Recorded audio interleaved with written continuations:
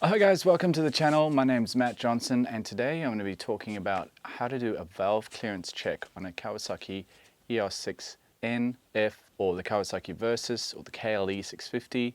Also applies to the Vulcan motor as well. Now, we're not going to be doing the valve adjustment, just a clearance check, and I'm just going to run through what you're going to need for this. A piece of paper and a pen to write down your measurements, a flathead screwdriver, a 17mm socket, 10mm socket, you need any extensions on those two, feeler gauges, your workshop manual, which I've got downloaded on my laptop, a large flathead screwdriver, some kind of large flat tool. I use the preload adjuster that's in the standard toolkit that comes with your motorbike. You're going to want a head torch, some kind of silicone sealant that's specific to motors. I use Loctite Copper Max. That's oil resistant, fuel resistant. Got a high temperature threshold on that as well. Don't forget, we want to use a torque wrench so that we tighten everything up to spec. And yeah, some rags, some gloves, things like that, usual stuff. Let's get into it. Okay guys, a couple of important things to remember here.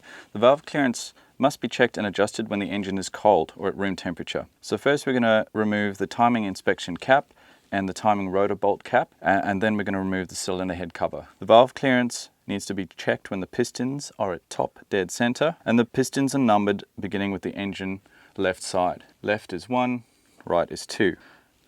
So first we're going to remove these covers. We're going to use a nice wide screwdriver. So it might be a little bit sticky. Take your time. If it is really stuck in there, you might need to use a little impact driver.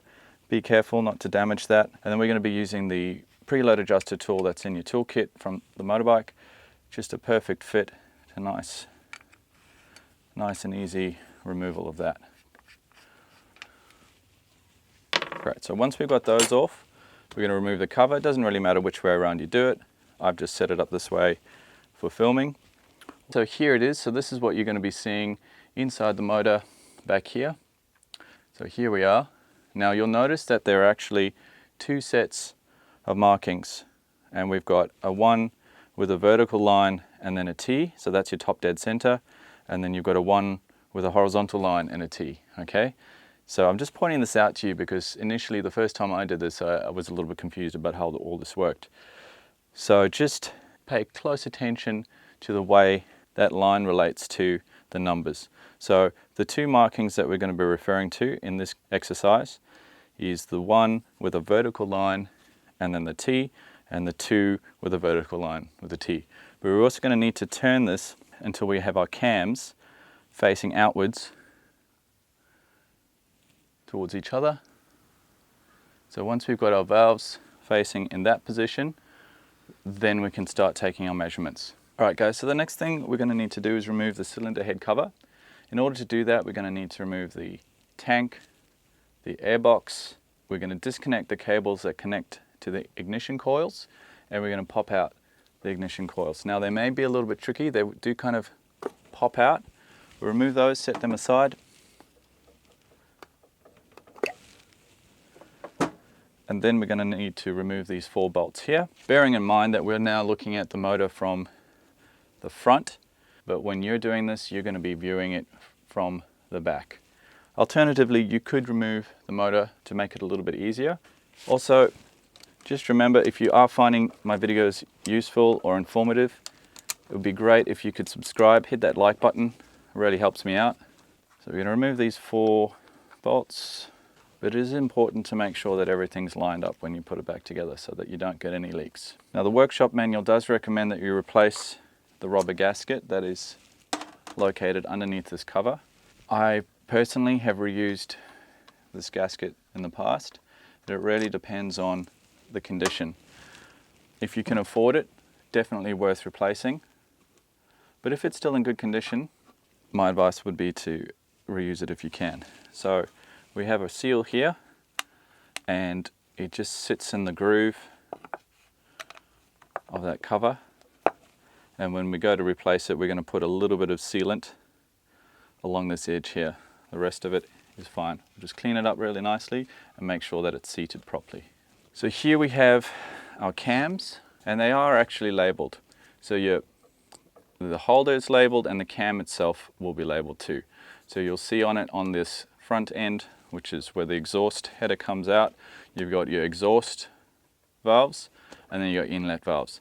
Now remember, they do have different specs, so make sure that you double check your specs before you continue. So we're going to take our 17mm socket now. I like to use extension, just makes it a little bit easier. And we're going to place that on the timing rotor bolt, and we're going to rotate this bolt like this until we have the two cams facing outwards to each other, and we're also at that top dead center position. This left hand side is cylinder number 1 and the right hand side is cylinder number 2. So we're going to grab a torch and shine a light into that inspection hole and line up the 2 with the vertical line with the mark that's in the groove. The cams are pointed outwards to each other. Grab your feeler gauges, and remember, for our exhaust valve, so we're going to do the exhaust valve on cylinder number 2, we're looking at 0.22 to 0.31 millimeters. And we're going to grab our feeler gauges. So I always like to start at the lower end, it doesn't really matter, but pick a number.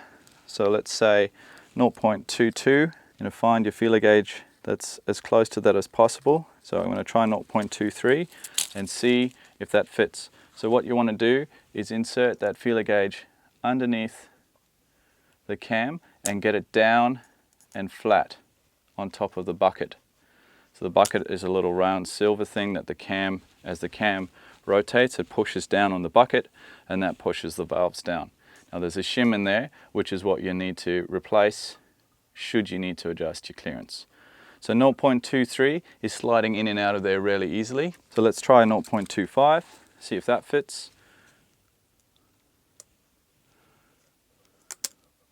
So 0.25 is going in and out relatively easily, but we're just starting to get a little bit of resistance.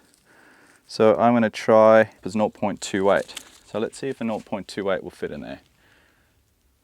Okay, so 0.28 is not fitting in there. So we know we're somewhere between 0.25 and 0.28. So what I'm going to do is try 0.26. So in order to achieve that, I'm going to find my 0.2. I'm going to separate them out like that. So get your feeler gauges, and we're going to add 0.20 millimeters to 0.06 millimeters. Put them together like that. Get rid of the rest of them, and we're going to make sure they're nicely lined up and very carefully get those in there. So we're going to say our reading on this is 0.25 because 0.25 fits, but 0.26 is not going in there. So our clearance on this valve is 0.25. Okay, so once you have your cover off and your inspection plates off, we're going to draw up a little bit of a diagram just to make it clearer for yourself. So we're checking, the first valve we're going to check is this exhaust valve on cylinder number 2. Okay, so we're referring to that valve, and we're coming out with a reading of 0.25. So I'm going to check that one more time. 0.25. Let's find the feeler gauge. It says 0.25.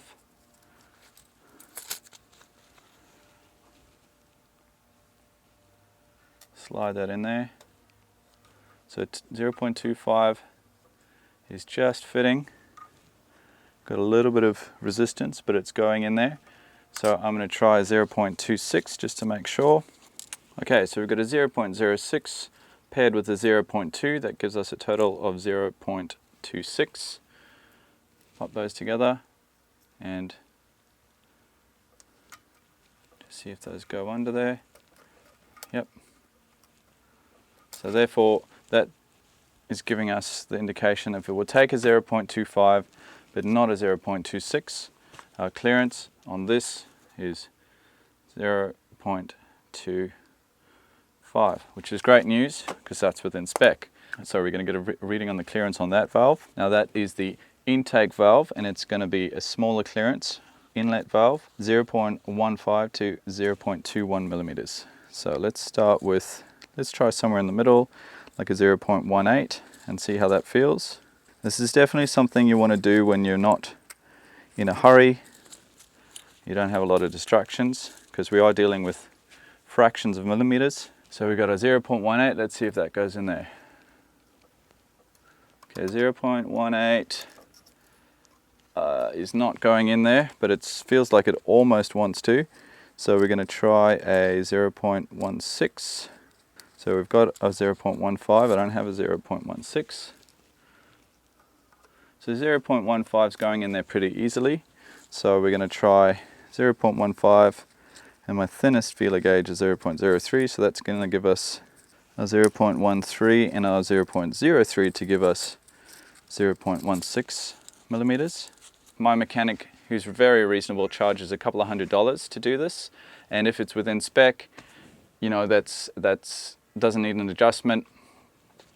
You're paying for something that it's quite achievable. I know it looks a little bit tricky, but take your time, go through it, and you'll also have peace of mind, kind of giving you that opportunity to have a look at what's going on inside your motor and just see if anything looks out of place, and save yourself a few dollars and you're good to go. Okay guys, so I just thought I'd show you a close-up of what this looks like. But we've got the cam here, and we've got a bucket here, and what you want to do is get your feeler gauge nice and flat and just slide that in there. You should be able to slide in and out, but when you go up to the next feeler gauge, it won't go in at all. Okay, so there you go. That's what that looks up nice and close, making sure that your cams are in the correct position and your feeler gauge goes in. So this will take a 0.2, but it's not take 2.1, so that's within specification. Okay, so I just thought I'd quickly show you this detail of what the cams are going to look like as they're rotating around. So again, nice and slow. What you want to do is get your cams to the point where they're facing opposite each other like that, and you've got your top dead center mark in line with the inspection hole. The next thing we're going to do is clean up the surface, remove any old silicone if you can see any, get that nice and clean, free of oil. The main area you really want to focus on is this area here, where we're going to put a bit of sealant. We're also going to clean up that seal just so that it seats nicely, and we're going to apply some silicone to this part here and very carefully push that back down. A couple of things to remember: make sure that you've got there's a little gasket. Sometimes they stay behind, sometimes they come with, and you just want to make sure that they're on the right way around. So just a little detail here, we've got a little gasket here. You can't really get it the wrong way around because of the way that it's shaped. So the flat side goes onto the cover. That little middle bit will actually sit inside in here. So make sure those are all nice in position. So clean these surfaces up really well. Going to just give it a wipe with a clean lint-free rag or cloth. Having done this last time inside the motor, I can tell you it's a hell of a lot easier to do with the motor out of the bike. And this is something you're going to do once every 25,000 kilometers according to the service manual. So this gasket is going to sit inside the groove of the cover. Make sure that it's seated properly. You don't want to have any leaks. You don't have to pull everything apart again to have to redo it. So that gasket's in place. Grab our sealant. This is what I've used previously. I had no issues with it, so I'm going to keep using it. A little bit of sealant along here. Kind of tending towards the outside. So if you do get that little bit of excess kind of squeezing out, it's going to move towards the outside. So we're just getting a nice coat of the silicone sealant along here. Alright, and we're just about ready to put everything back together. We want to make sure that we're trying not to have too much of that sealant inside here. This is sensor safe sealant, so I'm not too worried. Making sure that all of our gaskets are in place. Have one final check. Make sure that you haven't left anything inside, a bolt or a tool. So when you do this on your motorbike, it is a little bit of a fiddly procedure. You've got to kind of come in from above, trying not to get silicone sealant everywhere, pushing everything out of the way, making sure that gasket stays in place, lower it into place before you kind of commit, just making sure everything is lined up and your gasket's in place. Also being mindful that you might have some sealant on your hands or your gloves. Oh, speaking of gloves, I highly recommend this type of glove. They don't get too sweaty and they are machine washable. We're in an era now where we're moving away from single-use items, so I find these really handy. Not sure what you'll get in your part of the world. Definitely recommend those. All right, so just nicely kind of pushing everything down, making sure that it's seating properly before we commit to torquing it and letting that glue dry. So I've got a little bit of something's not quite happy here. It's not ideal. What have we got? I think this little washer's moved. Yep. So if something doesn't feel right, guys, just back up, make sure that it's good. It also gives you an opportunity to see if you've perhaps put a little bit too much of your sealant or your gasket maker or your silicone on here. You just give that a little touch up, kind of brushing it towards the outside. This stuff somehow has a way of going everywhere. All right, let's try that again.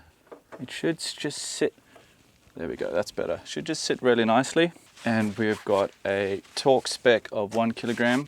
Lock it in place so we don't have a shift. Grab your socket, and this is again where you're probably going, if you're working on the motor in the bike, you're going to need an extension like this one. Get your bolts, thread them in carefully by hand first. So these little bolts have a little rubber and metal cover, gasket or washer. Get them hand tight first. And it doesn't state this, but I always recommend doing a crisscross pattern. So get everything just to engage. All right, nearly there. 1, 2, 3, 4. And then I always go around one more time. 1, 2, 3, 4. Next we want to grab some wet wipes or something like that. We've got a little bit of excess glue out here. A bit of a clean up. Excess off your hands if you've got it on your hands. So our cover's back on. We've torqued those bolts. That motor is now ready to go back into the bike. Alright guys, thanks for watching. If you haven't already, please remember to subscribe and tap that like button with a hammer. List up here of the things that you're going to need. Good luck, any questions, comments down below, and I'll see you in the next one. Peace.